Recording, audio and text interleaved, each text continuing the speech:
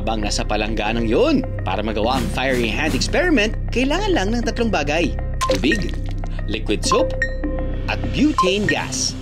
Sa palangganang may tubig at sabon, inilubog lang ang butane gas hanggang sa bumula ito.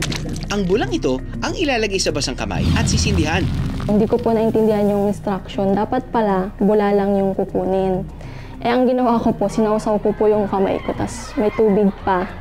Kaya po nung sinindihan nila yung kamay ko, umapoy siya, tapos parang ang tagal niyang nawala. Ang apoy na nalilikha sa eksperimentong ito ay dahil sa combustible material na ginamit. Yung butane gas po natin ay isa siya kasi klase ng hydrocarbons. So, dahil ito ay magaan at maliit, siya ay nasa gaseous state at meron siyang kakayahan para matrap o mailakip doon sa bula.